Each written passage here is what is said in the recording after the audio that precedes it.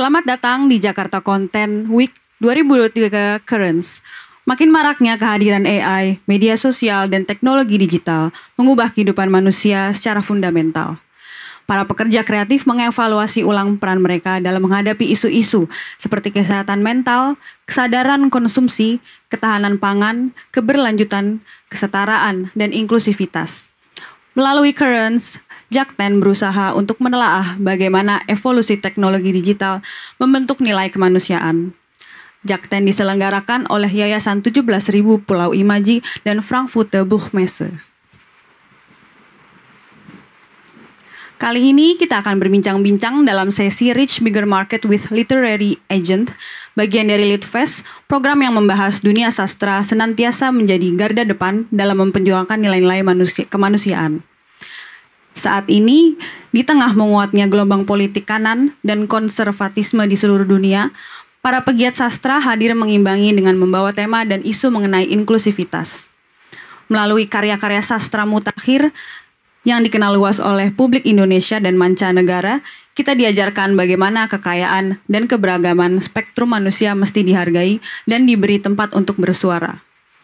Spektrum tersebut termasuk soal gender, seksualitas, budaya pinggiran dan marginal, dan suara-suara lain yang sebelumnya tidak mendapatkan tempat layak dalam diskursus sastra.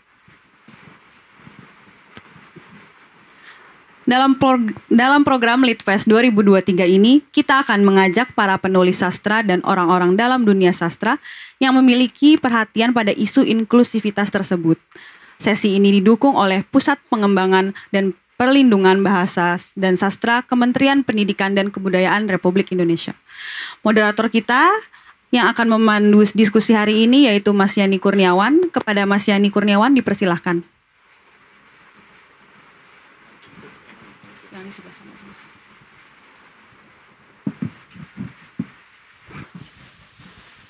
Oke, terima kasih teman-teman yang sudah hadir di sini. Nama saya Yani Kurniawan, saya founder literasia.net, sebuah agensi sastra di Jakarta, Indonesia. Senang sekali hari ini saya berkesempatan untuk bersama-sama kita ngobrol tentang literary agent. Apa sih jadi literary agent itu apa? Nanti kita akan ngobrol lebih lanjut. Sebelumnya saya mau ngenalin tamu kita hari ini, Bang Pis atau Hafiz Latif. Beliau memulai perjalanan di industri buku sebagai penulis ketika dari remaja, sudah menulis lebih dari 20 buku dan zin, serta artikel untuk majalah literasi dan budaya lokal dan internasional. Sebagai penerbit, konsultan buku dan kurator konten, ia sangat terlibat aktif di berbagai acara. Misalnya, Istanbul Fellowship, program pertemuan sastra Turki di luar negeri, program kemitraan Indonesia, Singapore Writers Festival, Kuala Lumpur World Book Capital 2020, dan masih banyak yang lainnya. Hafiz adalah seorang konsultan untuk delegasi Malaysia pada saat mereka berpartisipasi di Frankfurt Book Fair 2022. Di tahun 2023 ini, dia mengambil bagian dalam Indonesia Writers Fair dan juga Sarjah Publishers Conference. Mas Hafiz, silakan.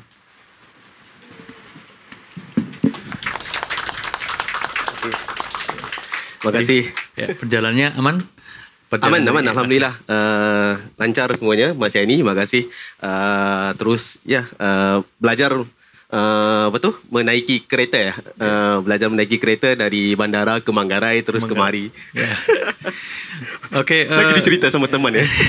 Jadi di sini sebetulnya kan kita akan berdiskusi tentang agen sastra or literary agency. Okay. So kalau sebetulnya kan instrumen yang sangat penting di luar negeri. Kita hampir semua ketika kita berbicara, kita bertemu dengan rekan-rekan kita di industri publishing industri, di industri penerbitan, di pameran buku internasional seperti Frankfurt, London.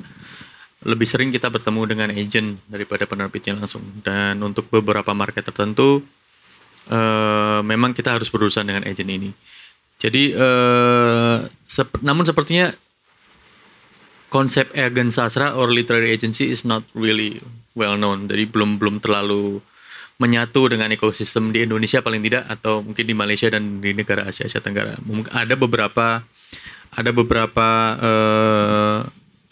agensi sastra or literary agent. So how do you call it in Malaysia? Agen sastra atau terjemahannya literary agent in Malaysia?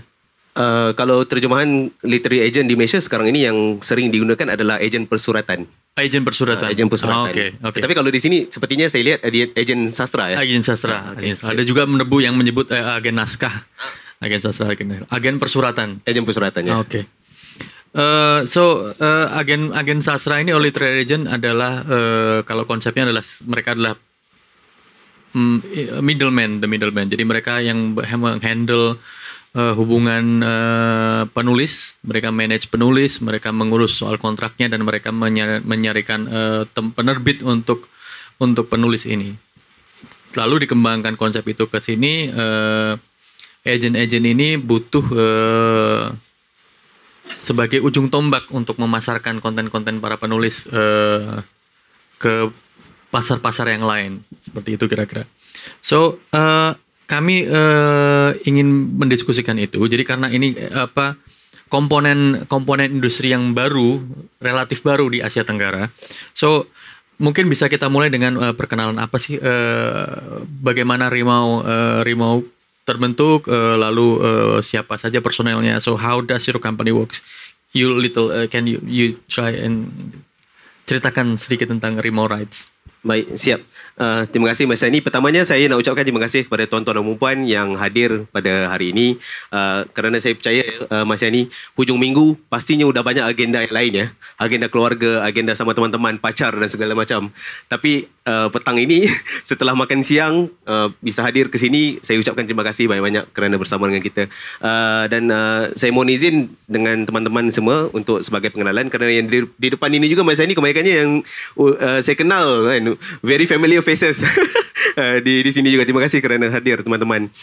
Jadi sedikit pengenalan ringkas dahulu tentang apa yang kami di Rimau Rights Literary Agency dari Malaysia kita bangunkan menjadi ejen persuratan supaya dapat mengetengahkan karya-karya terutamanya dari penerbit dan penulis di Malaysia. Tetapi insya-Allah akan datang kita melihat kalau ada kolaborasi dan kerjasama yang kita dapat lakukan dengan teman-teman ejen persuratan dari negara lain misalnya, atau mungkin kalau ada penerbit ataupun penulis yang dari negara lain juga yang mungkin mahu minta kita wakilkan karya mereka, kita akan usahakan. Itu sebagai pengenalan ringkas. Jadi tuan-tuan dan puan-puan, Rimau Rights ini ya Mas Yani, kita bermula pada tahun 2019. Ini ketika itu kami pergi ke Istanbul Fellowship Program tahun 2019. Ketika itu saya punya partner, rakan kongsi saya Azri Arifin, ini ada di belakang ini. Azri Arifin adalah Managing Director ataupun pengarah urusan. Saya adalah Executive Director ataupun pengarah eksekutif. Kami berdua ketika 2019 itu Mas Yani, Azri masih lagi bertugas di ITBM, Institut Terjemahan dan Buku Malaysia, menjadi pegawai perundangan di sana. Jadi pulangnya dari Istanbul, lagi mikir ni mau bikin apa ya. Dia mungkin waktu itu mau berhenti kerja dan sebagainya. Jadi kita kata okey, ayo kita cuba buat literary agent. Kerana di Malaysia juga sebenarnya tuan-tuan dan puan, ejen persuratan masih kurang. Dan masih kurang. Kita ada beberapa yang mungkin saya boleh senaraikan namanya di sini ya. Mungkin kalau tuan-tuan dan puan kenal, ada Linda Linggat. Lepas tu kita ada Bukonomics, mungkin Tuan Hasri Hassan yang kalau kalian kenal, Bukonomics Asia, dan ada beberapa nama lah ya. Jadi memandangkan tidak terlalu ramai, jadi kami fikir kelompongan itu harus diisi. Jadi Rimau Rights hadir pada tahun 2019 dan pemfokusan kita kepada 4 kategori ini, Mas Yani dan teman-teman. Yang pertamanya haruslah menjadi ejen persuratan, kerana itu paling utama yang kita mahu lakukan. Yang kedua, kita juga menjadi kerana latar Azri Arifin sebagai pegawai perundangan, jadi kita mahu menjadi juga penasihat kepada hak cipta, copyright solution, copyright consultation untuk teman-teman, supaya kita lihat kontraknya, kita lihat segala macam lah berkaitan dengan perundangan ya. Terus kita juga menjadi ejen cap dagangan, trademark agent. Kerana di Malaysia juga ada ramai yang masih belum cakna, belum tahu bagaimana mereka mau mendaftarkan cap dagangan mereka, trademark mereka untuk didaftarkan. Dan last but not least, Mas Yani, of course kita ke sana ke sini, kita pergi ke pelbagai acara perbukuan, kita harus menjadi publicist. Kita menjadi agent untuk membawa karya-karya ini ke depan, mencari publicity untuk karya-karya ini diketengahkan. Itu di peringkat awalnya. Dan bagaimana kami memulakan? Ini sedikit proses yang saya fikir soalan nombor yang awal tadi dengan Mas Yani tadi adalah apa yang kami lakukan untuk mewakilkan sesebuah karya. Ini adalah gerak kerja gerak kerja yang kami lakukan. Yang pertama, tuan-tuan dan puan, saya fikir ini adalah sama seperti rakan-rakan agensi yang lain juga yang mana penulis ataupun penerbit harus menghantar dahulu submission. Jadi mereka hantar karya, mereka hantar tulisan masing-masing untuk kita nilaikan. Jadi nombor 2-nya tadi di penilaian lah. Setelah mereka hantar sinopsis, mereka hantar 3. Ini saya fikir normal masa ini Sinopsis 3 bab awal, lepas tu ada profil penulis, profil syarikat mungkin, dan mungkinlah ada beberapa dokumen yang lain yang diperlukan. Itu mereka submission. Dan langkah yang kedua, step yang kedua adalah kita buat penilaian. Kerana saya fikir masa ini kalau untuk mewakilkan karya ini, kita juga harus curate kita harus mengkurasi kandungan kita dengan betul, dengan baik, supaya yang kita wakilkan itu yang muluk-muluk lah, yang elok-elok lah kalau bawa ke depan itu cantik lah orang kata Jadi faham juga isi jadi faham juga isinya yang akan dipasarkan. Betul. Jadi kita mau bawa kerana itu karya yang mewakili nama negara kan. Jadi kalau mau bawa karya Malaysia seperti apa gitu. Kalau mau bawa karya Indonesia seperti apa gitu. Jadi kita harus buat semakan dan penilaian untuk kita wakilkan karya yang kita mahu. Dan seterusnya apabila kita sudah memilih karya yang sesuai untuk kita wakilkan, maka nanti kita akan ada term sheet. Kita akan ada kontrak yang kita sediakan kepada klien-klien kita untuk kita wakilkan. Jadi di situ kita adalah segala terma dan syarat, terms and condition kita. Berapa tahun perwakilan misalnya, berapa peratus commission yang harus diambil oleh ejen misalnya, berapa peratus commission yang diambil oleh bukan commission, royalty oleh penulis dan segala macam. Itu semua adalah dalam kontrak yang kita akan tetapkan. Dan last but not least, of course, ada perwakilan yang mana apabila karya sudah selesai, kontraknya sudah ditandatangani, kita akan bawa karya ini ke acara-acara perbukuan. Terbaru masa ini saya baru pulang dari Sharjah Publishers Conference sama teman-teman juga. Sini saya nampak ada Intan dari Gramedia dan juga Mbak Evelyn dari Literasia juga itu sedikit pengenalan ringkas. Nanti ada jadi nanti saya akan kembali lagi ke proses kurasi itu nanti, tapi nanti di belakang mungkin. Jadi seberapa besar peluang buku-buku itu dikenali jika bekerjasama dengan literary agency? So apakah Rimau Rights punya semacam marketing strategi sendiri? Apakah hanya dengan berkunjung ke international book fair, atau kalian membuat semacam zain? Saya tadi baca kalau Bang Pis dulu suka bikin zain. Jadi kalau biasanya kan kita dapatkan kan submission itu kan kadang-kadang ada dalam bentuk zain, ada yang dalam bentuk katalog. Jadi strategi apa yang digunakan oleh Rimau Rights? Okey, nanti saya kembali kepada penyertaan dahulu Tapi kalau untuk strategi yang digunakan itu setakat ini Mas Yani, kalau strategi yang saya biasa gunakan ada dua Ini saya teruskan ke slide sebagai latar perbincangan juga Jadi kalau strategi yang biasanya untuk menjawab soalan Mas Yani tadi, saya pecahkan kepada dua. Satu, pastinya ada strategi yang spesifik untuk agensi kami sendiri, Rimau Rights Literary Agency. Kita ada kriteria-kriteria yang kita mahukan. Seperti yang saya bilang tadi, kalau misalnya Rimau Rights harus mewakili karya-karya sastra misalnya. Kalau karya sastra itu gimana pula? Genrenya apa? Mungkin novel, cerpen, puisi. Kalau non-fiction, misalnya apa? Mungkin academical dan sebagainya. Jadi children books juga begitu. Kita lihat dulu karya-karya yang kita mahu wakilkan.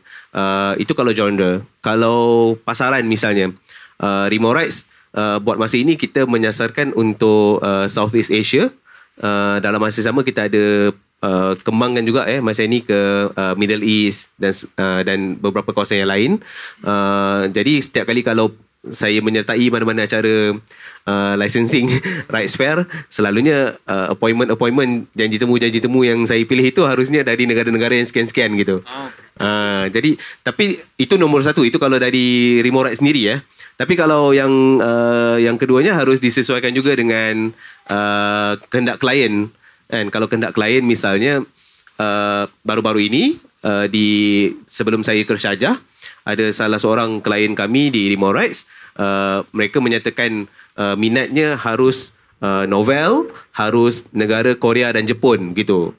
Jadi sesuai dengan kehendak klien, saya harus mencari ni dalam senarai berapa orang itu hari 500 orang saya fikir dalam Sharjah Publishers Conference, ada sekitar 500 peserta. Banyak sekali dalam 700 ya. Hampir 700 gitu. Jadi dalam senarai peserta itu, dalam sistem itu saya harus cari ni. Okey, Korea, Jepun. Udah cari Korea, Jepun, lagi nyari lagi okey, genrenya novel gitu Jadi mau matchmaking kan gitu. Jadi itu dua strateginya. Mas Yani, yang saya fikir saya boleh kongsikan pada hari ini dahulu. Okey. Mau mundur lagi nih. Jadi seberapa besar sih peluang buku-buku itu dikenali jika mereka bekerja dengan agensi sastra? Okey. Saya patah ke belakang untuk seberapa besar peluang Mas Yani. Yang pertama sekali, apabila kita bercakap tentang ejen persuratan ataupun literary agent, saya sebenarnya lebih teruja untuk mendengar Mas Yani perkongsian daripada teman-teman yang di depan ini udah lebih pakar ni. Tapi kalau tanya saya seberapa besar peluang yang penulis ataupun penerbit dapat manfaatnya daripada berkolaborasi dengan ejen persuratan Mas Yani. Pertama sekali yang harus kita fikirkan, bread and butter literary agent adalah dengan partisipasi di acara-acara perbukuan. Jadi kalau kita enggak keluar seperti ke Indonesia Rights Fair misalnya, atau terbaru di Sharjah Publishers Conference misalnya, jadi bagaimana harus kita menjadi wakil kepada karya-karya ini kan. Jadi yang pertama sekali, agent harus dapat berpartisipasi, dapat menyertai acara-acara perbukuan, baik di dalam negara sendiri maupun di luar negara.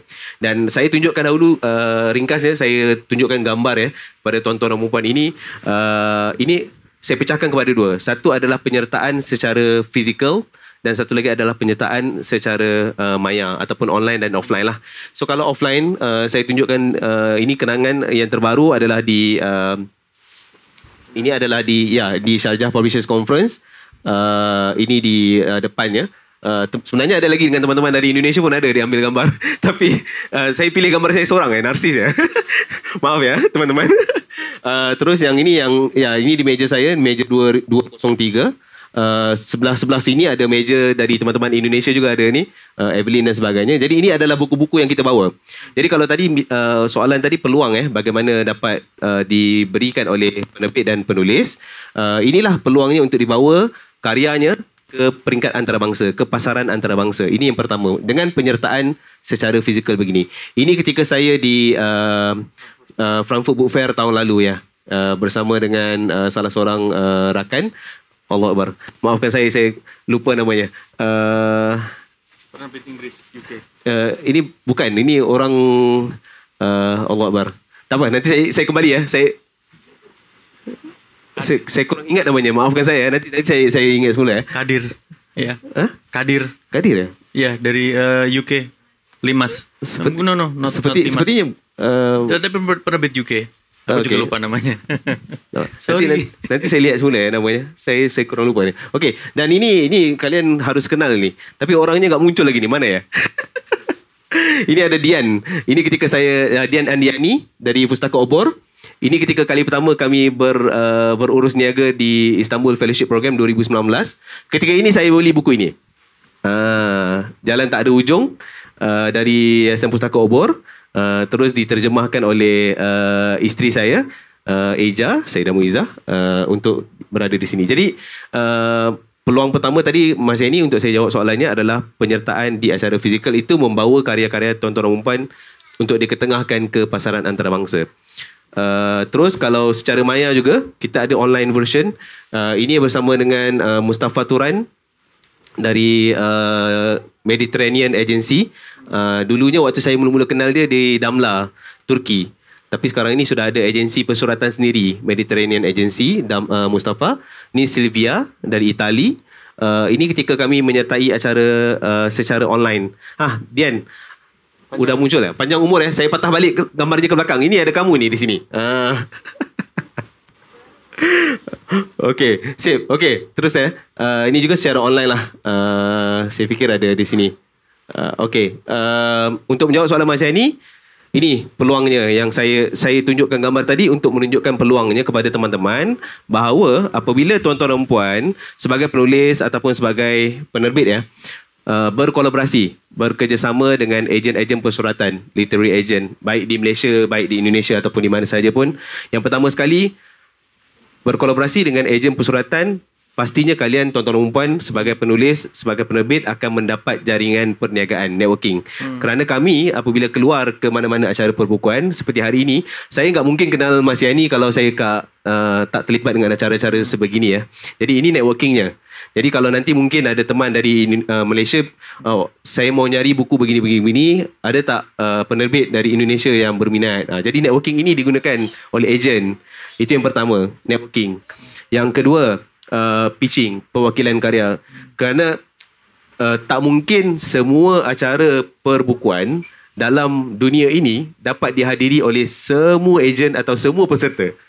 Kalau saya tanya, kemarin saya tanya Weda, kalau satu tahun berapa kali mungkin ya travel untuk terlibat dengan acara-acara perbukuan? Mungkin maksimum 12 mungkin ya, Weda ya. Mungkin 12 maksimum. Tapi acara perbukuan tuan-tuan dan puan di dunia ini mungkin ada puluhan. Malah mungkin ratusan yang kita tak tahu ya. Tapi dengan puluhan ataupun ratusan itu, kalau berkolaborasi, mungkin sedikitnya dapat diwakili oleh Weda, sedikitnya dapat diwakili oleh Intan, sedikitnya dapat diwakili oleh Evelyn, sedikitnya saya, sedikitnya Mas Yani gitu. Sedikitnya Pak Nong. Jadi masing-masing boleh berkolaborasi dan dapat mewakilkan karya secara lebih luas, secara lebih panjang melalui networking ya. Ya, circle-nya sebetulnya ya saling berbagi ya. Betul, betul. Jadi itu perwakilan karyanya tadi, kerana kita harus pitching itu, Mas Yani. Terus kita ada peluang untuk pelesenan. Dan kerana dalam hal yang sama, saya fikir sebagai seorang penulis, saya juga ada sedikit latar penulis walaupun mungkin sedikit lah ya Mas Yani. Sebagai penulis, saya juga teruja untuk melihat karya saya diterjemahkan ke bahasa lain ke luar negara. Jadi sebagai penulis dari bahasa Melayu misalnya, saya harus lihat ni karya saya harus diterjemah ke bahasa Indonesia. Walaupun mungkin orang bilang Mas Yani, bahasa Melayu dengan bahasa Indonesia tu enggak jauh lah ya. Boleh tak perlulah diterjemah dan segala macam, tapi pada saya masih harus diterjemahkan. Barulah di internasional gitu. Kan? Sepertinya ya. Okey, pelesenan. Seterusnya, melalui kolaborasi ini, kita dapat melihat kajian pasaran, kita dapat melihat trend semasa. Kemarin, Mas Yani di Sharjah Publishers Conference, yang menariknya, ini saya harus beri pujian ini kepada Sharjah Publishers Conference, bukan kerana ditaja semata mata, tapi Alhamdulillah syukurnya ditaja itu. Cuma, saya harus beri pujian ini, mereka ada satu hari yang ada sesi round table.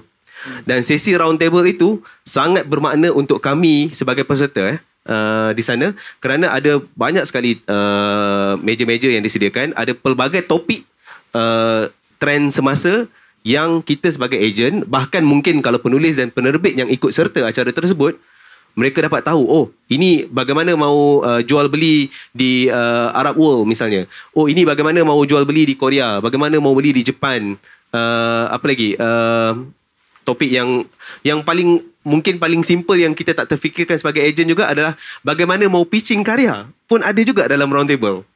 So saya fikir ini menarik, dan kalau itu dapat diketengahkan semula kepada halayak yang ada, itu cantik sekali. Ya. Dan mereka menawarkan salah satu insentif di Sharjah itu, mereka menawarkan translation funding. Betul, ada translation grant. Dan menariknya Mas Yani, translation grant itu, ini saya fikir saya belum jumpa lagi ya di negara yang lain. Ada dua itu. Satu yang kalau dari bahasa lain ke bahasa Arab, yang satu juga dari bahasa lain ke bahasa lain juga diberikan grant. Saya fikir itu, kalau saya dari Malaysia mungkin berminat untuk beli dari Intan Indonesia, bahasa lain ke bahasa lain kan, tapi boleh mohon juga grantnya. Itu insentif yang menarik sekali. Insentifnya menarik sekali ya. Bermurah hati ya. Sangat bermurah hati. Kaya barangkali, alhamdulillah. Alhamdulillah.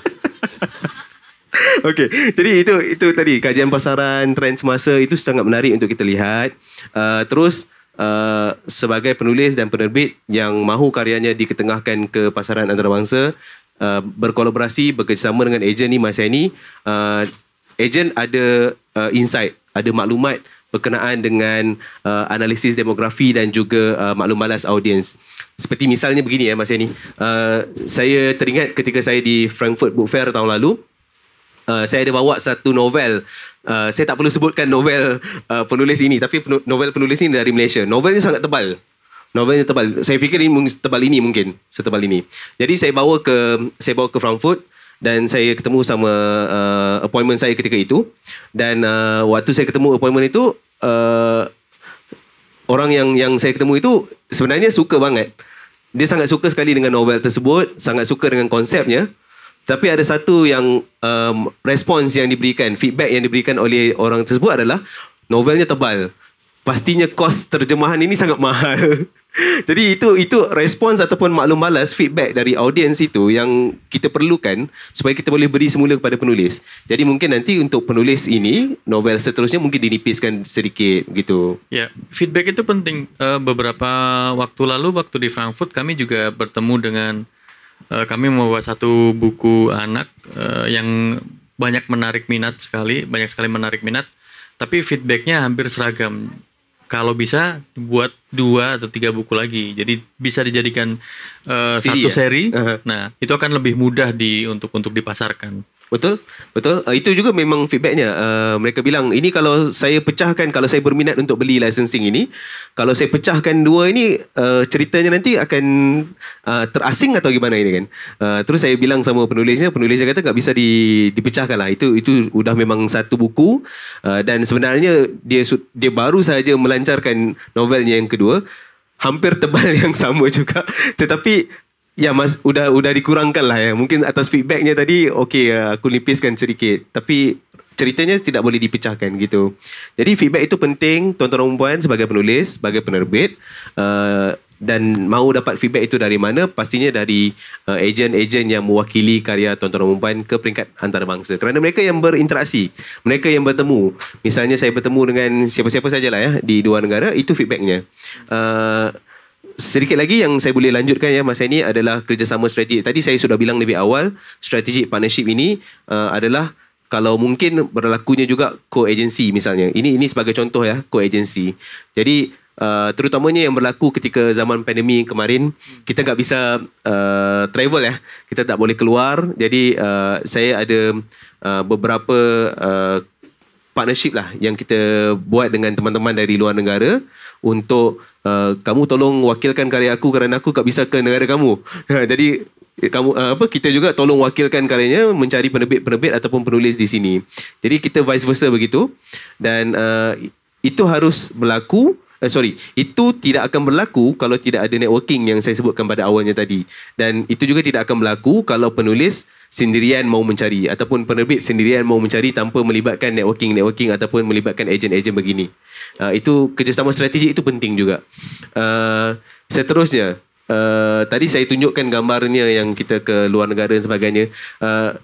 Sebenarnya untuk bawa, saya sangat kagum masa ni. Saya kagum dengan teman-teman yang sanggup bawa koper ke acara-acara di luar negara Ya, Mbak Weda itu biasa kena ini. Itu betul. Kena charge.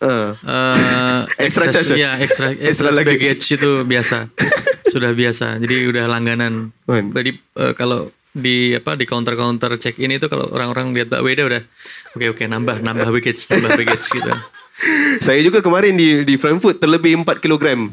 Bayar terus gitu kan. Tapi itulah pengorbanan kita sebagai ejen, kita harus membawa karya fizikal. Walaupun kita mungkin ada digital catalog, walaupun kita mungkin ada katalog yang sudah dicetak secara fizikal, tak mungkin kita hanya bawa katalog saja untuk pitching. Tak mungkin kita hanya bawa katalog saja untuk ditunjukkan Kalau menurut saya orang buku itu masih tradisional. Dia masih butuh feel, masih butuh mau rasa betul. Mau bau gitu. Ya. Jadi itu kecium barang bagus ini. Barang bagus Jadi mereka mau merasainya, feel-nya. Jadi kemarin itu saya lihat di Indonesia Rights Fair ada teman dari Korea satu koper besar masa ni. Kalau saya tu bawa yang kecil-kecil aja ya, tapi dia satu koper besar gitu. Itu berapa puluh kilo mungkin. Tapi kerana apa saya beritahu pasal membawa karya-karya ini secara fizikal tadi, itu adalah ruang untuk promosi dan juga pemasaran karya-karya tuan-tuan dan puan. Saya bawa buku tersebut difoto di situ. Jadi nanti penulis ataupun penerbitnya upload semula di media sosial mereka. Oh ini sebagai pendedahan. Karyanya sudah sampai ke Frankfurt, karyanya sudah sampai ke Sharjah, karyanya sudah sampai ke Istanbul dan segala macam. Jadi itu promosi dan pemasaran. Satu lagi yang saya boleh lanjutkan sedikit adalah saluran pengedaran, distribution channel. Ini kadang-kadang yang ini sangat jarang berlaku tuan-tuan dan puan, tapi kalau berlaku itu alhamdulillah. Pengedaran secara fizikal itu bukan licensing, tetapi kadang-kadang yang saya pernah dapat satu waktu pertanyaan baru, belum close deal tapi baru ditanya, misalnya kalau dia mau beli buku itu secara fizikal dari penerbitnya di Malaysia misalnya. Jadi kita bantu untuk cari kontraktor, distributor di negara tersebut untuk dibeli secara fizikal, bukan dibeli licensing untuk diterjemahkan, tetapi mahu dibeli bukunya secara fizikal gitu. Oke, mungkin kayak diaspora. Kalau di Indonesia istilahnya diaspora ya. Jadi mungkin warga Malaysia untuk dijual buku dari Malaysia dijual ke warga Malaysia yang misalnya di Amerika atau Kanada. Betul. Jadi begitu. Mereka mau beli buku itu secara fizikal, langsung saya ini mewakili karyanya untuk licensing tapi mau dibeli secara fizikal ni gimana ni kan. Jadi harus itu peluang yang mungkin ada tuan-tuan dan puan. Dan last but not least adalah penjenamaan ataupun keberadaan kita lah, visibility. Ini paling utama yang saya fikir penting juga sebagai penulis, sebagai penerbit dan sebagai ejen persyaratan juga macam ini. Oke, tadi kita udah visit sedikit ya. Mungkin nanti saya ingin lebih dielaborasi lagi. Jadi untuk kan udah ke Arab World, ke Arab, mungkin ke belahan Asia, lalu ke Eropa juga. Jadi ini menyambung ke pertanyaan nomor 4 tadi. Strategi untuk pasar tertentu itu bisa di-share nggak sih Mas ke rekan-rekan yang di sini? Misalnya strategi apa untuk penerbit Cina itu lebih suka jadi pengalaman Bang Pris, China itu lebih suka nyari konten buku anak misalnya, atau Korea lebih suka konten yang novel-novel sastra. Jadi dari sekian banyak region yang pernah Bang Pris dan Ri mau kunjungi dan partisipasi, apakah ada beberapa insight yang bisa dibagi ke rekan-rekan khususnya untuk strategi-strategi di pasar tertentu ini? Okey, baik. Soalan yang paling kerap ditanya, walaupun saya sebenarnya masih lagi kurang mewakili buku-buku anak children books masih lagi kurang. Tetapi itu adalah soalan yang paling kerap ditanya masa ni. Setiap kali saya punya appointment, walaupun saya memang sengaja bertemu dengan penerbit novel misalnya, tapi setelah itu mereka lagi nanya lagi ada children books tak? Jadi itu soalan yang pertama yang sering diajukan. Kalau children books juga yang sekarang ini yang paling banyak, ini saya kongsi sedikit untuk children books juga Kalau children books yang paling banyak yang mereka tanya adalah kalau sekarang ini tengah trend untuk SDG Sustainable Development Goals. Maafkan saya nervous ni depan tak adalah. Tapi SDG mereka mencari untuk alam sekitar misalnya. Jadi mencari untuk self help misalnya. Untuk parenting juga. Itu banyaknya untuk kalau buku anak-anak children books misalnya. Kalau novel betul. Novel yang sekarang ini yang sering yang ditanyakan kepada saya, ada tak karya-karya yang untuk kesedaran mental, mental health issue. Dan itu antara yang sering lah, kerana istilah di sini saya belajar kemarin, buku-buku galau. Oh, ya. Buku-buku galau.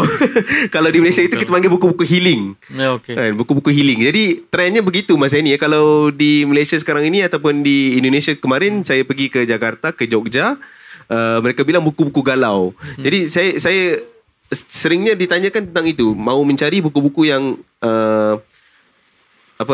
membantu untuk mengurus emosi, membantu untuk mengurus mental. Itu antara yang masih yang sedang dicari.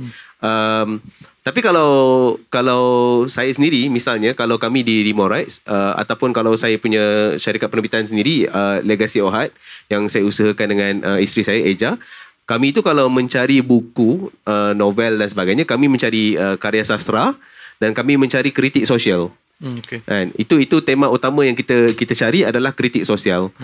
Misalnya kalau sekarang ini yang berlaku adalah tentang maaf ya kalau saya bilang tentang peperangan misalnya, yang sedang berlaku pergolakan di antara beberapa negara ini ya.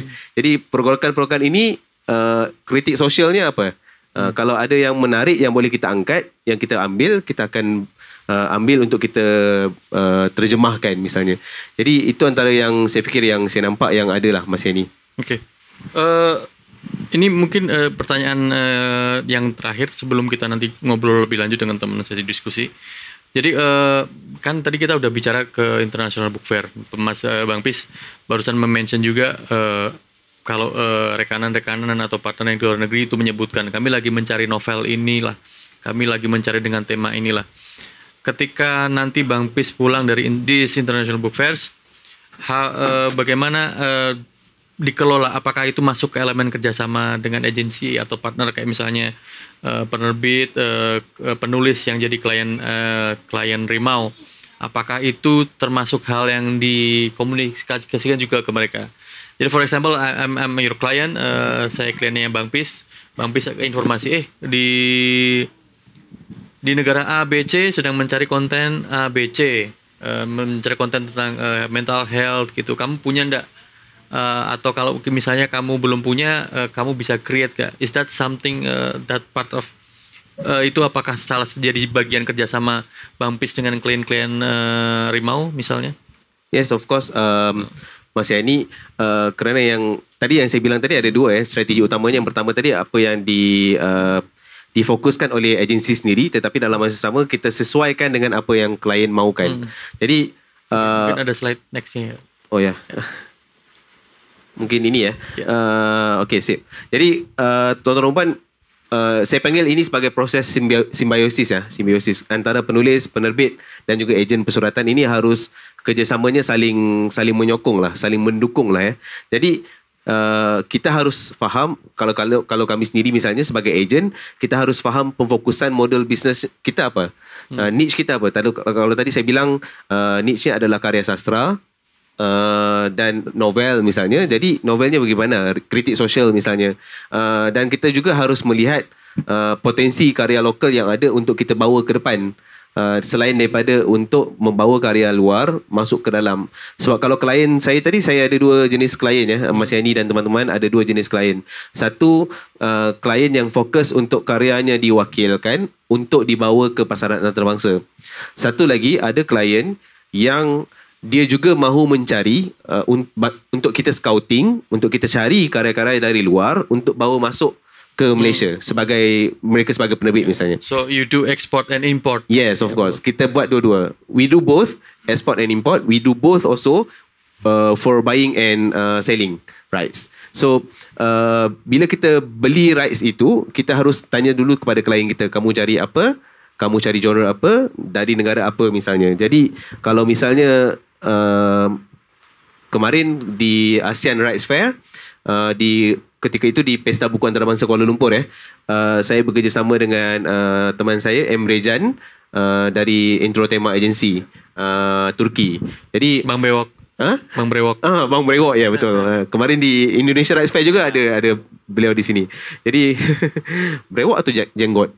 Lain Brewok dia Bang Brewok. Jenggot lain Very very famous Emre Can. Ya, Emre Can. Okey, jadi Emre bilang waktu itu dia mau nyari komik.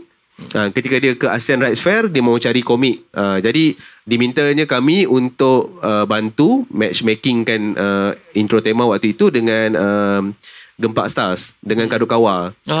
Dengan Kadokawa. Jadi kita kita cari wakilnya dari Gempak Stars Kadokawa untuk kita ketemukan dengan Emre Can dengan intro tema. Speaking of Gempak, saya pernah itu bawa oleh-oleh dari Kuala Lumpur International Book Fair itu. Mereka ada magazin yang satu tokoh, saya lupa namanya tadi, yang tokoh seperti Tarzan begitu, komiknya lucu sekali. Tokoh seperti Tarzan ya? Iya. Saya kalau komik-komik ini mungkin Eja yang lebih dia lebih arif ya. Iya. Kerana dia lebih banyak komiknya daripada saya. Tapi Eja tahu ya, ada Tarzan gitu. Komik-komik bela diri. Jadi jagoannya ya komik-komik silat. Oh, okay. Jagoannya konyol sekali, Okay. lucu. Okay. Saya cuma lupa namanya. Nantilah kita ngobrol lagi. Oke, itu bukan Kreko ya? Bukan ya? Oke. Jadi itu kalau misalnya kalau ada klien yang saya akan tanya dulu intro tema kemarin Emre mau nyari yang macam mana. Jadi saya tolong susunkan dengan penerbit yang ada. Atau kalau cari novel tadi saya bilang misalnya kemarin ketika di Sharjah ada penerbit yang saya klien kami minta kami carikan novel yang thriller dan juga self help dari Korea dengan Jepun. Jadi kita cari dari Korea dan Jepun. Nanti insyaAllah saya tanggal 21, 22 November ini akan berangkat ke Seoul, Korea untuk Story IP Convention.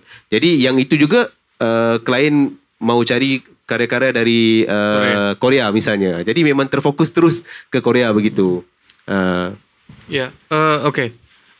Mungkin kita berlanjut ke sesi Q&A dari teman-teman, mungkin silakan. Kalau ada, Mas silakan. Nung.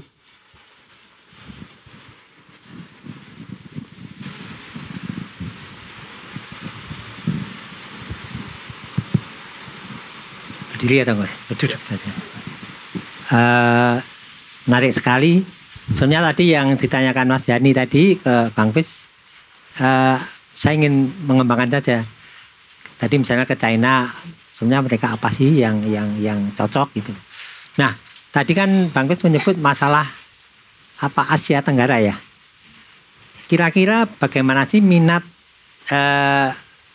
katakanlah Thailand, Vietnam, Filipina, kemudian juga Singapura ya, saya nggak tahu. Tapi intinya yang biasa rajin ketemu itu kan Thailand, kemudian Singapura, kemudian selain Indonesia ya, kemudian Filipina, Vietnam, sama mana lagi ya, Laos, Kamboja ya. Kayaknya baru itu aja itu Pak. Itu saja kan yang Laos dan Kamboja jarang sekali. Jarang ya, jadi itu. Maksudnya negara-negara itu biasanya tertarik tema-tema apa untuk Malaysia, karena Malaysia dengan Indonesia kan mirip gitu loh. Saya ingin tahu, maksudnya ini pengalaman dari Bang Fis. Negara kan ini soalnya kan pasar yang paling dekat dengan kita ya. Selain tentu saja Timur Tengah itu kayak cocok juga. Itu kira-kira apa itu ya? Itu satu. Yang kedua gini, berapa kali itu Pak Asri itu ngomong soal kemungkinan kerjasama terkait ilustrasi antar ASEAN gitu loh. Karena beberapa corak-corak ininya kan mirip ya. Orang-orangnya kayak apa, tipikal seperti apa. Apakah ini juga masih muncul gitu ya? Maksudnya kan kita punya banyak ilustrator ya. Di ASEAN itu yang sebenarnya kelas-kelas dunia gitu loh. Betul. Jadi bagaimana nih kita ada kerjasama memanfaatkan kekuatan ilustrator ASEAN gitu loh.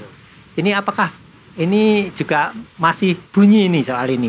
Karena berapa kali ini saya kalau ketemu Pak Asli itu dia ngomong soal itu, tapi ya sampai sekarang belum terjadi gitu. Okay. Ya itu saja Mas, terima kasih. Oke, silakan Bang Fis. Oke, makasih Pak Nung. Yang pertama tadi kalau sama teman-teman dari Southeast Asia ya, Asia Tenggara itu yang sering saya ketemu kalau kemarin misalnya di Indonesia Rights Fair sendiri juga, saya itu punya pitchingnya beberapa kategori ya, beberapa genre. Tapi yang paling mereka akan cari adalah novel dan juga cerpen. Ini kalau genre, novel dengan cerpen. Buku cerpen walaupun saya tunjuk, kadang-kadang mungkin cerpen masing-masing misalnya kalau Indonesia dengan Malaysia udah ceritanya mungkin udah lebih kurang ceritanya. Jadi mungkin yang dicarinya adalah novel ataupun cerpen. Puisi sangat susah untuk dijual. Malah saya ke Sharjah juga saya tunjukkan buku puisi sangat susah untuk dijual. Tetapi rezeki, kalau ada itu sangat rezeki. Saya tak boleh nak sebutkan lagi. Mungkin nanti penerbitnya nanti sebutkan ya. Tapi ada satu penerbit dari negara ini, alhamdulillah. Negara ini tersebut terus ya. Negara ini alhamdulillah kita bersetuju untuk ada puisi yang kita saling terjemahkan ataupun saling kita jual beli rights-nya ya. Jadi itu kita sangat teruja sebab untuk puisi memang sebenarnya sangat sukar. Tapi kalau ada itu memang sangat syukurlah, alhamdulillah. Cuma kalau genre cerpen ataupun novel itu memang yang sering ditanyakan Pak Nong. Cuma kalau saya secara peribadi, walaupun tadi Pak Nong bilang mungkin misalnya kalau di Malaysia dan Indonesia tu mungkin mirip ya. Tapi kalau kita larikan sedikit ke Thailand atau mungkin ke Vietnam, ada beberapa penceritaan yang lokal itu yang saya fikir menarik untuk kita gali, tetapi masih lagi saya mencari ruang untuk macam mana nak bekerjasama dengan mereka lah. Kerana hari itu di Indonesia Rights Fair, saya borak sama Allah Akbar Sartika Dian Sartika Dian. Jadi kita waktu itu Sartika berminat untuk novel dari Malaysia, dan saya juga ada minat satu novel dari Thailand waktu itu. Kan dia mewakili elite agency ya. Jadi terus okey, ini ada peluang ni kan, sebab saya masih lagi mencari ruang ni, macam mana mau mencari pasaran ke Thailand. Jadi untungnya Sartika ada di situ dan kita bekerjasama. Okey, itu yang mungkin saya boleh kongsikan ya Pak Nong. Yang kedua, soalan kedua tadi berkenaan dengan ilustrator. Saya teringat ada teman saya, mungkin teman-teman juga kenal dengan beliau, Bestebal dan juga Gamze dari Kovan Agency Turki. Mereka sangat fokus dan mewakili karya-karya Children Books, dan dalam masa sama paling utama mereka mewakili ilustrator. Dan saya fikir ini adalah usaha yang dilakukan dengan sangat bagus, kerana saya belum ketemu, kalau di Malaysia saya belum ketemu agensi yang betul-betul mau mewakili ilustrator. Ini kalau mungkin ada Linda lah, tapi maksud saya belum betul-betul mengetengahkan keseluruhan ilustrator sahaja misalnya. Jadi kalau ini bisa dapat dilakukan, saya fikir agensi-agensi ini dapat bekerjasama menjadi co-agensi, dan ilustrator ini juga dapat memainkan peranannya masing-masing. Kerana saya teringat juga waktu di Indonesia Book Fair tahun 2019, ada penerbit, saya tak perlu sebutkan namanya di sini, ada penerbit yang sangat berminat untuk mendapatkan khidmat ilustrator Eja lah. Waktu itu saya dah Muizzah, Eja isteri saya. Kan buku-buku kami ni kebaikan ilustratornya memang Eja yang lukis ni. Dalamnya pun ada juga ilustrasi, misalnya ini tak ada, bukan buku ini, buku yang lain. Ada ilustrasi, dalam ini juga ada ilustrasi, bahkan buku ini yang kami beli licensingnya dari Filipina. Kita beli dari Filipina, teksnya, tetapi ilustrasinya dan juga terjemahannya dibuat sendiri oleh Eja. Jadi ilustrasi ini bukan ilustrasi asal yang dari karya yang kita terjemahkan. Kita hanya beli teksnya saja. Ilustrasinya kita sendiri. Jadi Eja waktu itu 2019 ada penerbit dari sekian negara berminat untuk mendapatkan khidmat Eja untuk menjadi ilustrator. Jadi saya fikir sebenarnya boleh. Kita sangat boleh. Kalau misalnya saya tahu ini ada teman Evelyn ini juga teman saya ni ilustrator juga ni kan. Mungkin nanti kalau ada rezeki, mungkin nanti kalau buku-buku di Legacy Ohad, Eja dah tak menang tangan ya. Udah banyak buku yang mau dikendalikan, Eja tak boleh nak jadi, sebab dia main illustrator kami. Jadi kalau tak boleh jadi main illustrator ni, nanti mungkin harus dipecah ni. Mungkin 2 buku nanti kita minta tolong Evelyn ya, jadi ilustratornya. Saya fikir itu seharusnya berlaku Pak Nong, tapi mungkin kerana jaringan itu belum betul-betul menjadi ya, tadi seperti yang Pak Nong bilangkan tadi kan masih belum jadi ya. Jadi ya harus dipercepatkan lah, mungkin ada atas usaha persatuan. Saya hanya pemerhati dari luar Pak Nong. Jadi memerhati dari luar ini saya sebenarnya sangat bingung juga ni. Tapi kalau boleh saya respons, sebenarnya berdasarkan networking yang kita ada tadi daripada awal, dan kalau kita boleh teruskan dengan kenalan yang sedia ada, kita boleh mulakan dahulu. Kadang-kadang Pak Nong dalam apa saja usaha yang lakukan, kontroversi sikit tak apa, saya nak rephrase ayat. Dalam apa yang kita lakukan, mungkin ya Pak Nong, kalau saya terlalu mengharapkan di atas untuk melakukannya, mungkin tak akan pernah jadi. Jadi kita yang di bawah ini yang harus mulakan. Saya minta maaf mungkin sedikit ini ya. This is a free forum. You can say everything. Okay. Kerana saya fikir udah penat lah untuk menunggu terlalu lama untuk orang-orang yang ada kuasa yang di atas untuk buat, tetapi pada akhirnya enggak jadi. Jadi kita yang di bawah ini udah ada kenalan, kita buat dulu. Kita jalankan dahulu. Itu mungkin sedikit yang saya boleh kongsi. Maafkan saya kalau ada yang tersinggung Tidak, kami sepakat kok, Bang Pis. Jadi pada prinsipnya kan upaya kalau dari perspektif kami di Indonesia, Bang Pis mungkin dulu pernah kenal dengan Komite Buku Nasional waktu dari 2015 sampai 2019, di mana Indonesia sangat-sangat aktif berpartisipasi di sirkuit International Book Fair. Kami hadir di Beijing, London Book Fair, Bologna Children's Book Fair, sampai ke Frankfurt Book Fair, bahkan sampai ke Sharjah, dan terakhir itu sampai ke Guadalajara. Tapi begitu ganti pimpinan, kebijakannya berganti pula dan stop. Jadi memang tapi kan upaya untuk memasarkan, untuk terus push Indonesian title, Malaysian titles itu kan tetap harus berlanjut. Betul. Regardless dukungan pemerintah atau tidak. Nah, itu membawa saya ke pertanyaan dari saya selagi nih. So in your business model, di business modelnya Rimau Rights, kan tadi ada licensing, ada consulting, ada literary agency, consulting, trademark segala macam, dan publicist. Dari 4 komponen ini, mana penyumbang revenue yang paling besar? Wah, trade secret Trade secret. Tapi ini not you don't have to go into the details, but kira-kira aja. Ya, okey. Saya terbuka. Saya sentiasa terbuka untuk beginilah ya, Mas Yani. Saya fikir saya tak kisah untuk berkongsi apa saja, asalkan ia memberi manfaat kepada semua ya. Teman-teman, baik di Malaysia, baik di Indonesia atau di mana-mana. Kerana saya kembali sedikit kepada kepimpinan tadi ya. Kalau kita sebagai anak muda ini selalunya sering sukar untuk mendapat akses pengetahuan dari yang lebih lama mungkin sukar berkongsi begitu. Jadi apabila ada peluang untuk berkongsi begini, saya lebih suka menggunakan ruang ini untuk dapat berkongsi dengan teman-teman sekalian.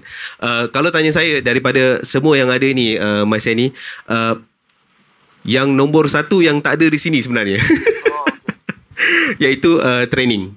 Training, okay. Seminar. Itu bengkel workshop kan. Workshop bengkel itu sering kalau ada yang memanggil untuk kami bikin workshop untuk hak cipta, untuk seperti ini, perkongsian tentang ejen persuratan, untuk kontrak penerbitan dan sebagainya.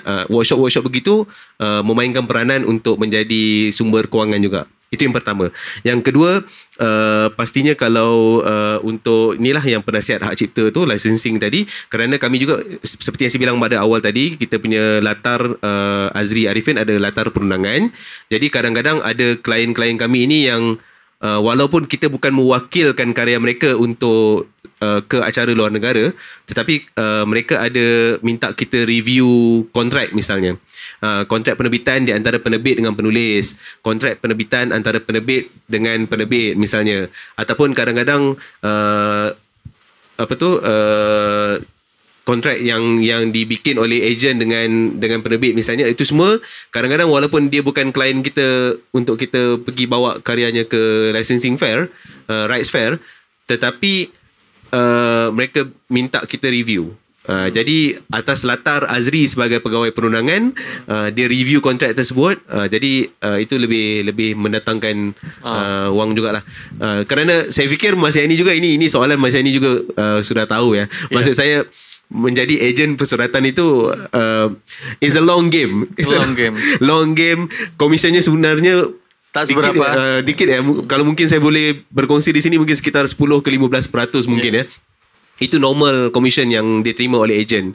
Jadi bayangkan tuan-tuan dan puan, kalau satu rights yang kita berjaya jual, misalnya $1,000 ya. Misalnya $1,000, kalau katalah commission kita 15%, bermakna berapa 150 USD kan, 150 USD, tapi untuk mendapatkan rights fair untuk mendapatkan rights yang satu itu 1000 USD itu mungkin makan tahun tuan-tuan dan puan.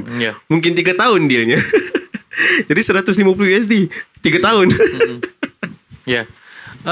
Saya mau ini sedikit jika menanggapi yang Mas Nung tadi yang untuk ilustrator itu tadi Bang Pis sudah mention soal apa Covan Agency. Jadi kebetulan di Frankfurt kemarin kami bertemu juga. Sebetulnya dia bercerita juga kendalanya di khususnya soal ilustrasi itu kenapa agensi ilustrator itu lebih sedikit tersendat dibandingkan agensi sastra karena khususnya untuk pasar lokal Mas Nung.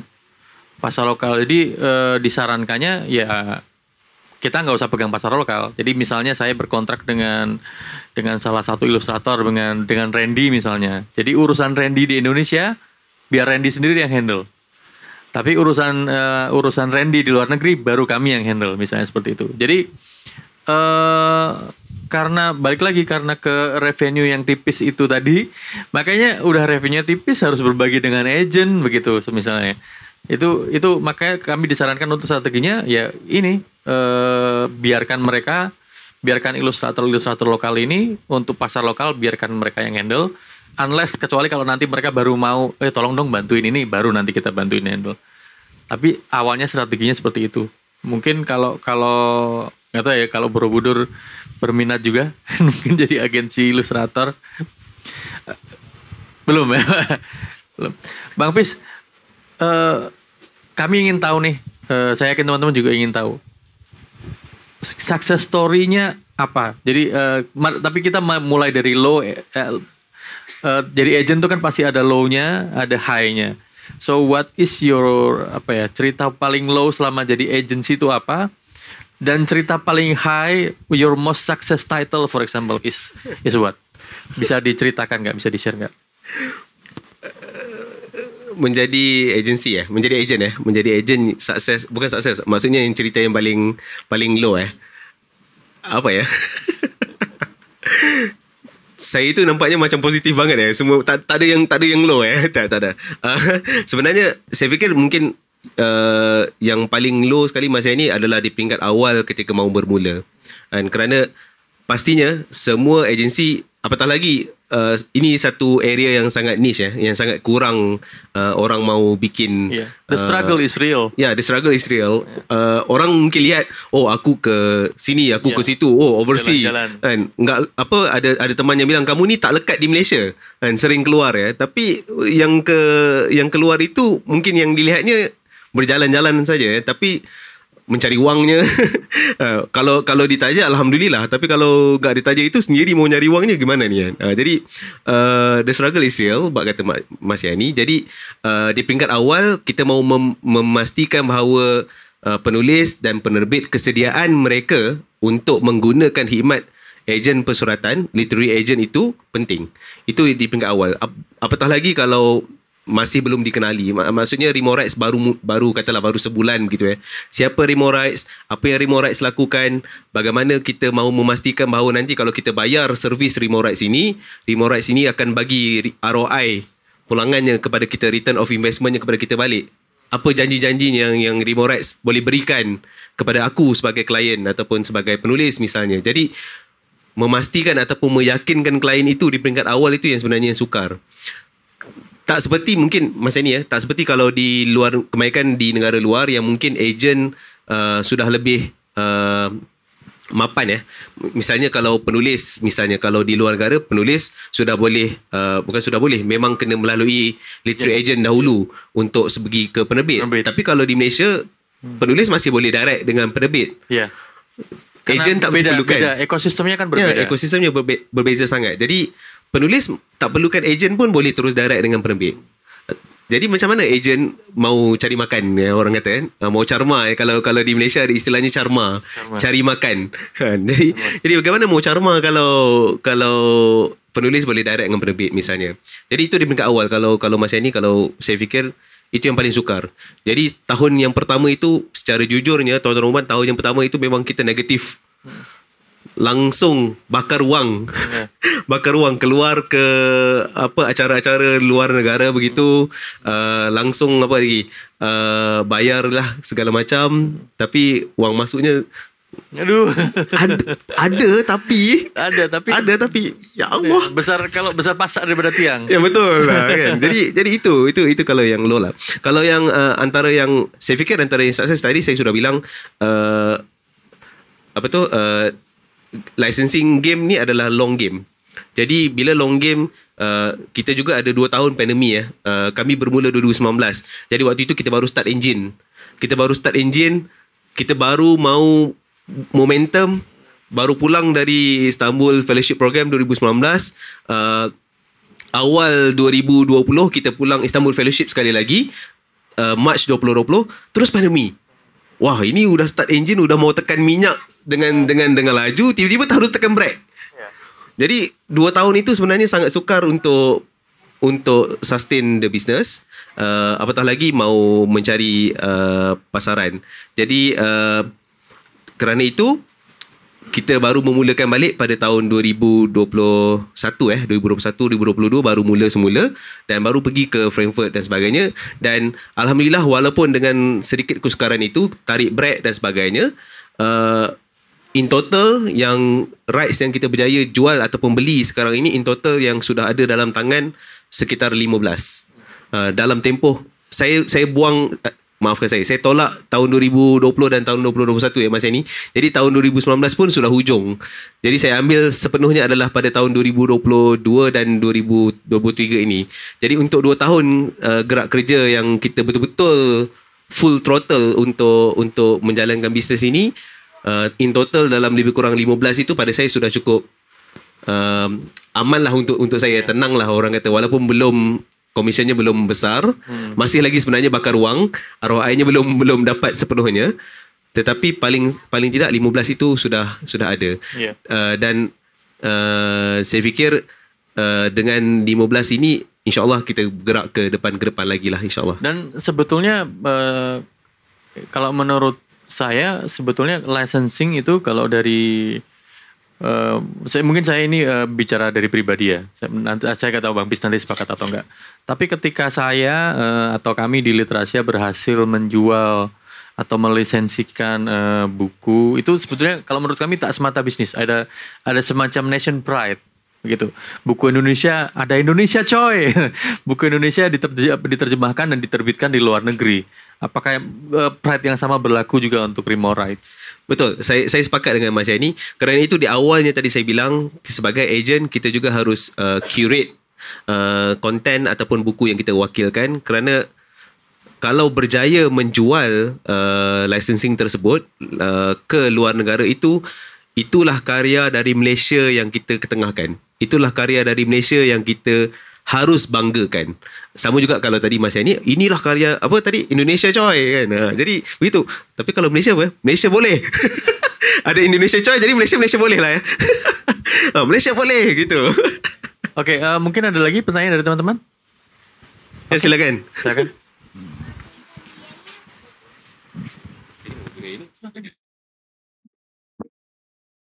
Selamat siang Mas Yani dan Bang Hafiz. Saya Dita, saya masih mahasiswa. Kebetulan di peminatan Arts Management. Tapi saya mau mengulik tentang dari segi sastra lah gitu. Dan ini mungkin agak out of topic dari segi bisnis dan profit gitu. Nah, tadi kan Bang Hafiz kalau saya nggak salah tangkap ya, ada komunikasi kan sama writer dan ujungnya jadi goalsnya adalah mengkomunikasikan karyanya gitu.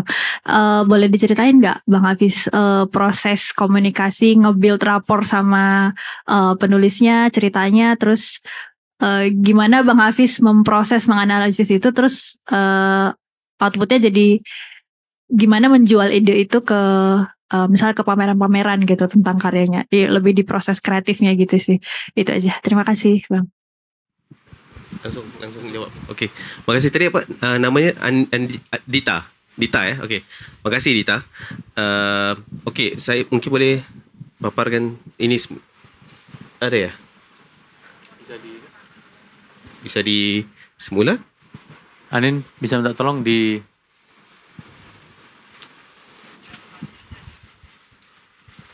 Okey. Saya ulang sedikit ya. Tadi Dita yang soalan berkenaan dengan komunikasi dengan penulis tadi ya. Bagaimana mahu memastikan karyanya nanti dapat diwakilkan untuk untuk dibawa ke pasaran luar negara ya. Jadi untuk kami sebagai ejen mahu memastikan bahawa karya tersebut adalah karya yang baik untuk kami wakili. Pertamanya kita memang minta penulis untuk submit karya mereka dahulu kepada kita. So mereka ada submission, hantar karya.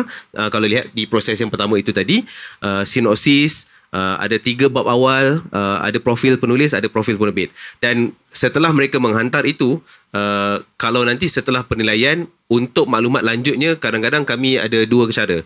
Satu, sama ada kami akan jemput untuk Zoom session, Zoom atau Google Meet atau ni online lah ya. Kalau mungkin yang penulis yang jauh dari, kerana kami base-nya di Kuala Lumpur. Jadi kalau penulis yang jauh dari Kuala Lumpur mungkin nggak bisa ketemu secara fizikal, kita online aja. Kita online, Zoom atau Google Meet, kita tanya lebih lanjut tentang buku ini bagaimana, apa yang mereka boleh kongsikan tentang karya tersebut. Terus kalau secara fizikalnya, kalau di Kuala Lumpur, di Klang Valley area, kita akan ajak untuk bertemu dan kita akan tanya lanjutlah tentang karya tersebut. Berkomunikasi sedalam-dalamnya tentang buku-buku yang kita mahu wakilkan. Dan itu antara yang awal yang kita buat repo dengan kita punya penulis ataupun penerbit lah. Dan kerana saya Mas ini ada mau tambah. Enggak, pada prinsipnya penulis pitching to you. Betul, about, yes. Ya, karyanya. Betul. So penulis atau penerbit harus pitching dahulu. Submit dia punya karya kepada kita untuk kita nilai. Dan kalau okey, sebab dia macam ni, Dita kalau misalnya agensi A misalnya. Agensi A niche-nya mungkin karya children books sahaja. Jadi kalau ada penulis yang hantar novel atau genre lain, mungkin tak sesuai tak masuk, ditolak. Tak masuk ditawarkan. Jadi dia mungkin akan dia tolak terus, reject terus. Jadinya sebagai penulis dan sebagai penerbit juga harus tahu dulu ni agensi yang dihantar ini mewakilkan karya seperti apa, genre seperti apa. Jadi baru kita boleh berbincang lanjut gitu. Jadi itu kalau tadi submissionnya, dan seterusnya kalau penilaian okey, dan kita akan teruskan dengan pewakilan karyanya. Itu secara ringkas lah yang kalau saya boleh kongsikan dengan Dita. Menjawab soalan ke? Atau ada tambahan? Sudah cukup menjawab? Sudah cukup menjawab atau? Silakan. Okey.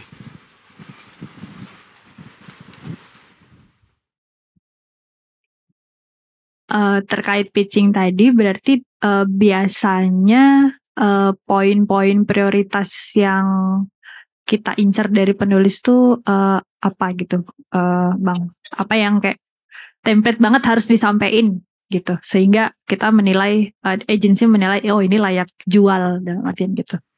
Oh, okey. Yang pertama yang saya selalu tanya adalah apa yang dipanggil apa, USP, unique selling point, tentang karya tersebut. Itu yang pertama yang saya akan tanyakan. Kalau misalnya kalau kamu itu novel misalnya, okey, tapi novel kamu tu novel yang bagaimana? Apa karya, apa intipati cerita dalam novel tersebut yang mungkin membezakan dengan karya A, B, C, D misalnya. Kan kadang-kadang kita maaf ya kalau ada yang tersinggung di sini, kadang-kadang kita akan ketemu dengan karya-karya yang sepertinya copy pasta aja. Apa copy pasta? Copy and paste ya. Seperti template ya. Seperti template aja. Kita boleh lihat banyak misalnya yang terutamanya kalau novel-novel apa ya? Kalau di Malaysia itu kita panggil novel-novel drama petang. Apa sinetron ya? Sinetron ataupun yang novel-novel cinta begitu. Maaf ya, saya bukan nak sebut novel cinta, tapi maksudnya kadang-kadang yang begitu. Kadang-kadang kita akan dapat lihat template-nya.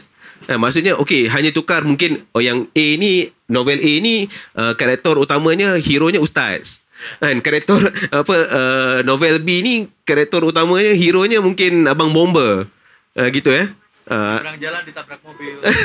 Selalu ada ya. Jadi template-nya dah ada gitu kan. Jadi apa unique selling point yang ada pada kamu, karya kamu yang kamu pitching kepada kita sebagai agent, dan kita harus lihat bahawa ini yang sebenarnya yang kita boleh wakilkan dan kita boleh bawa untuk kita pitching pula kepada klien di luar sana.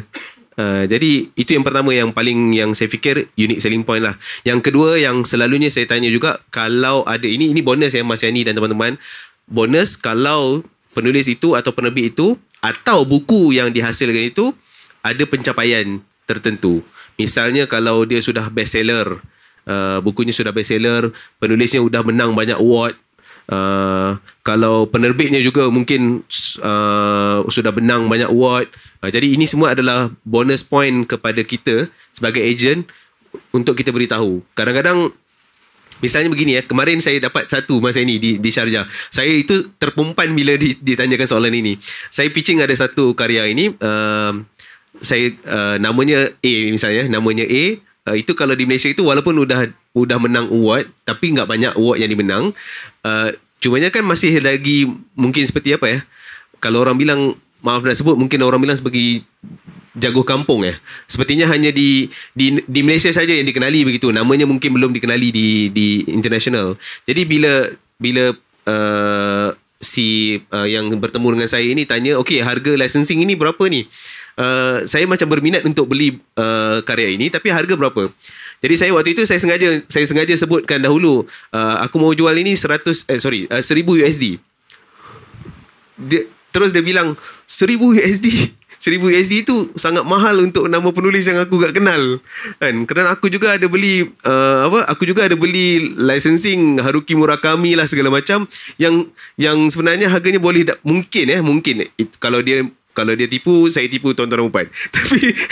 Tapi kalau betul dia kata ada nama yang lebih besar yang menang award segala macam, harganya lebih murah dari yang kamu jual ini 1000 USD ni.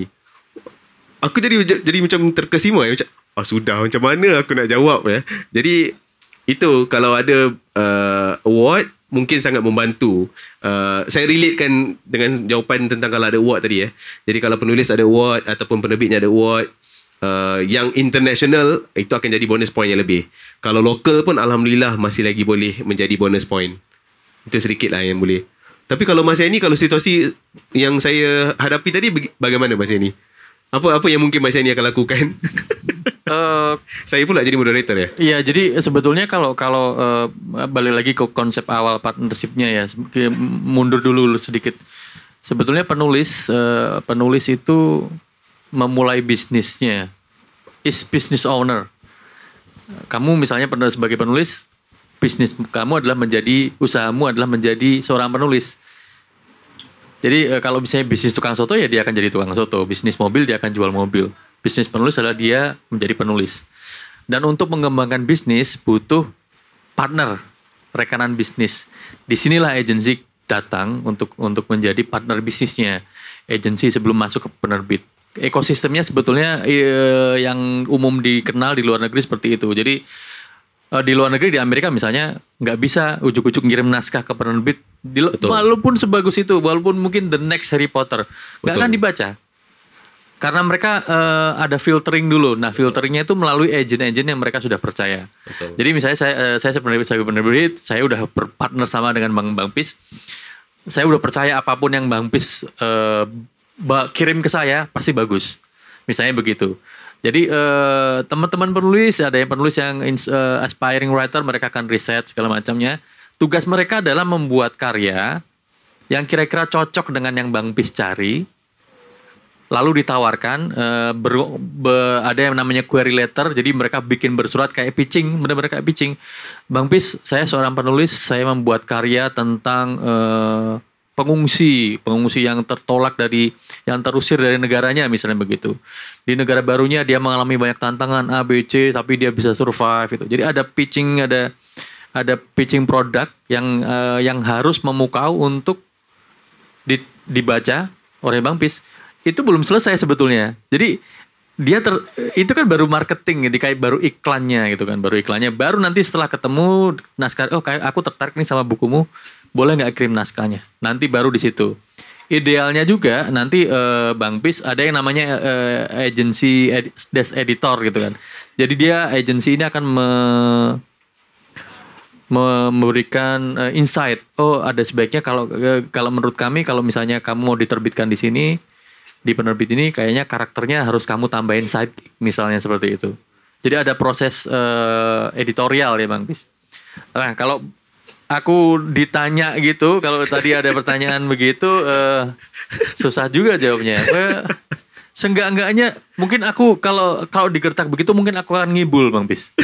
Aku akan ngibul. Oh, seenggak-enggaknya dia penulis Indonesia ini sudah terkenal di Malaysia, Thailand dan Vietnam. Dia udah terjual, dia udah punya pembaca seenggak-enggaknya di empat negara ini. Kalau nggak percaya, nanti saya kenalin sama agensi dari Malaysia, Bang Pis namanya.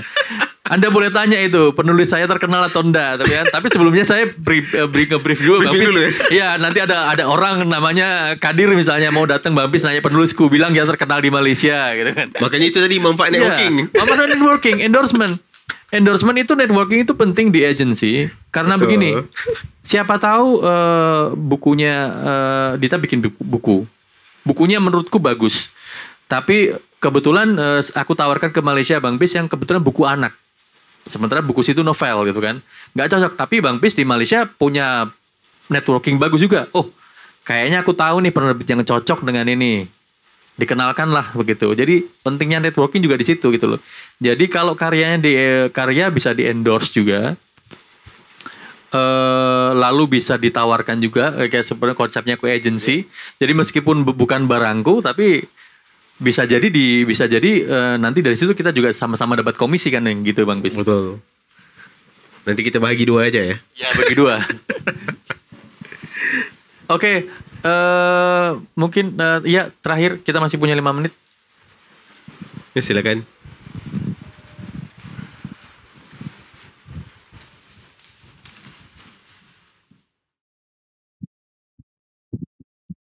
Oke, walaupun aku dari literasi juga, anggap aja aku bukan agensi ya, dan sebagai orang umum, jadi bertanya aja. Oh, tadi kan udah ngomong mengenai kekuatan networking, khususnya kalau misalnya kita ngomong ke depan ya, apalagi ada yang Filipina nanti akan jadi guest of honor di 2025. Kekuatan untuk networking di Asia Tenggara ini kan sangat perlu diusahakan gitu ya. Cuman aku ingin bertanya aja nih, untuk kedua agensi yang di depan ini, meskipun satu moderator, apakah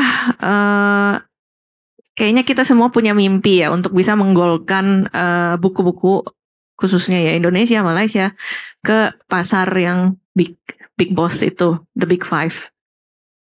Ya, ada nggak? Ada apa nggak? Dan kalau misalnya ada, apakah ada ada rencana ke depan untuk bisa menuju ke sana? Pertanyaan kedua adalah, apabila kita punya novel yang bagus, tapi bahasa Indonesia atau bahasa Melayu, tapi kita mau menawarkan ke luar negeri, kalau kita ngomong luar negeri dengan bahasa kan yang internasional ini sayangnya kan bahasa Inggris ya. Namun sayangnya buku itu belum diterjemahkan. Ditanya ke penulis nanya siapa yang bayar. Ditanya ke penerbit juga nggak mau bayar. Adakah tips dan trik untuk bisa tetap menjual buku itu, tapi bukannya kita yang menerjemahkan gitu ya? Bagaimana? Apalagi kalau novelnya segini tadi ya. Makasih. Oke, Mas ini dulu. Saya dulu. Oke. Terima kasih ya Mbak Evelyn.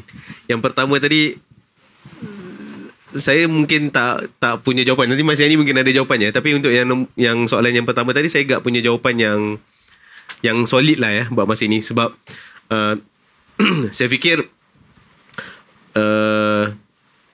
kalau mau melibatkan kepimpinan yang lebih besar, ini kalau mau wave ataupun gelombang yang lebih besar ya.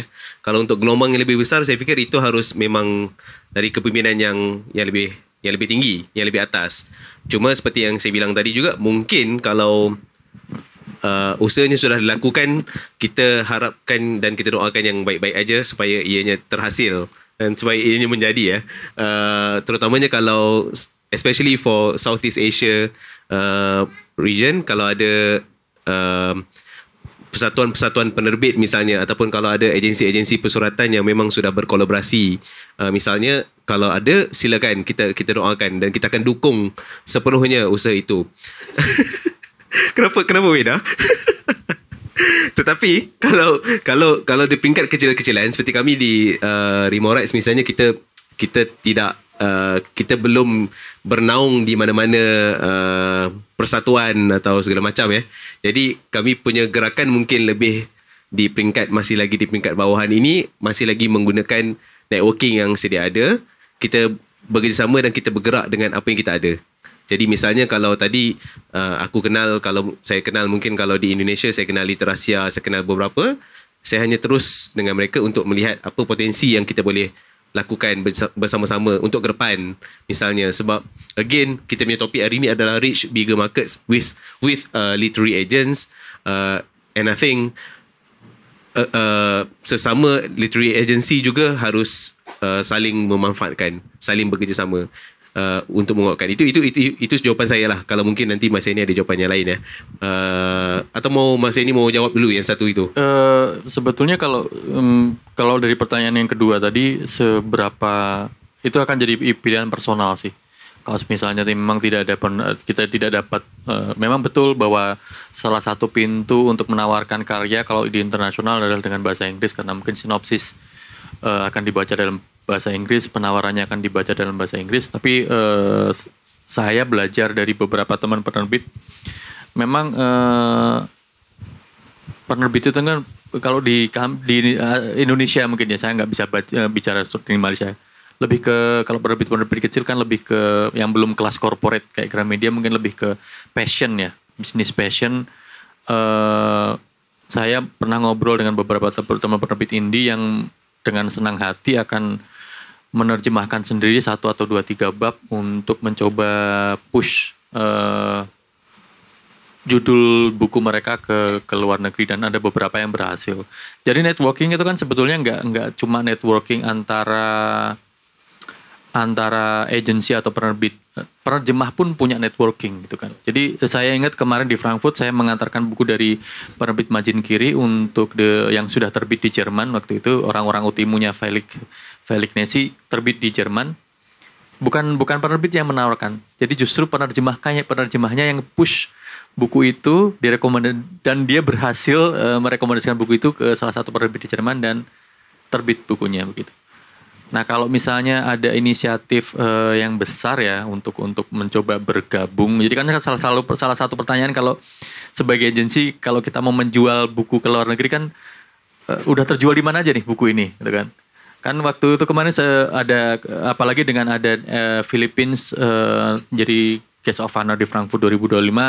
Kemarin tuh teman di Philippines sempat berbicara tentang upaya kolektif untuk bikin karya. Jadi kayak kemarin yang didiskusikan di situ baru komik kolektif. Jadi ada beberapa, mereka mau membuat inisiatif untuk mengundang artis-artis komik dari Indonesia, Malaysia, Thailand dan Vietnam dan negara Asia Tenggara untuk mencoba berkolaborasi bikin kayak semacam zine begitu untuk coba ditawarkan di nanti jadi salah satu rangkaian acara mereka.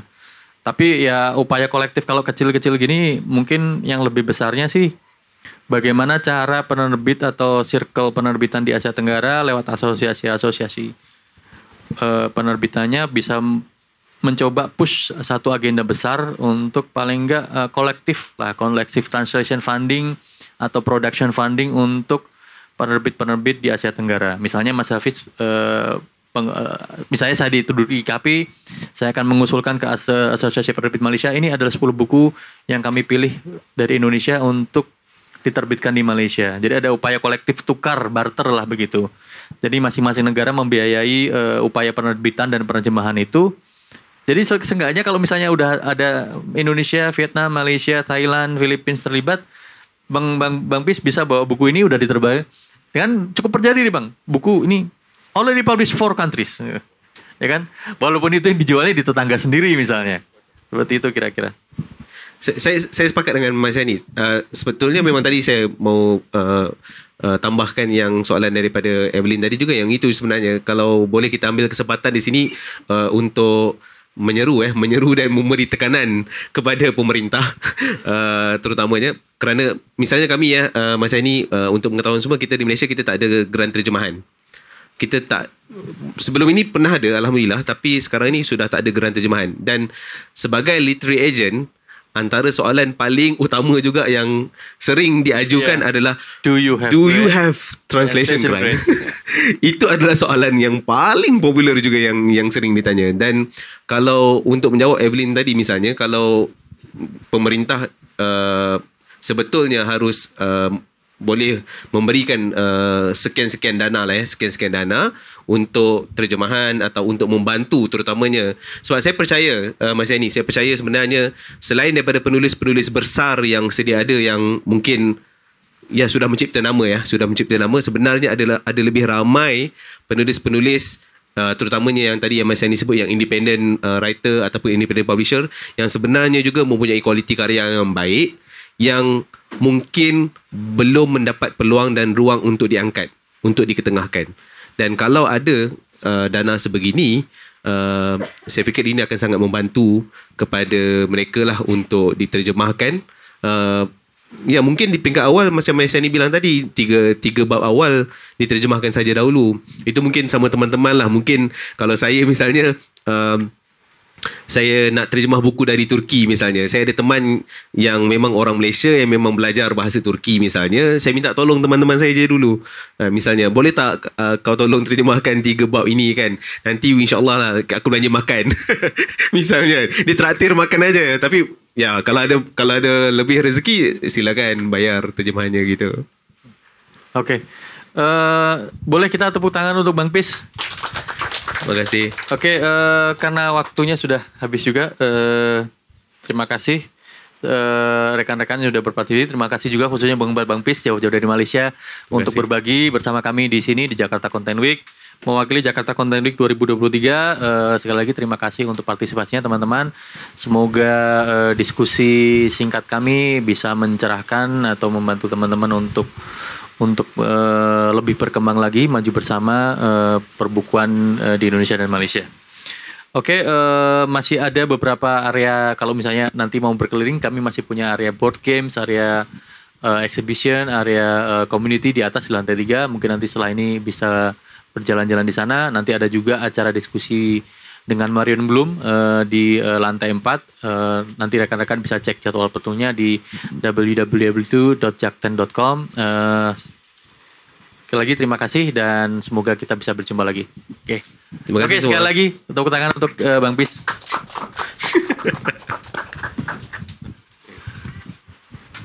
Ya, terima kasih atas partisipasinya dalam sesi program Litfest. Sesi ini didukung oleh Pusat Pengembangan dan Pelindungan Bahasa dan Sastra Kementerian Pendidikan dan Kebudayaan Republik Indonesia.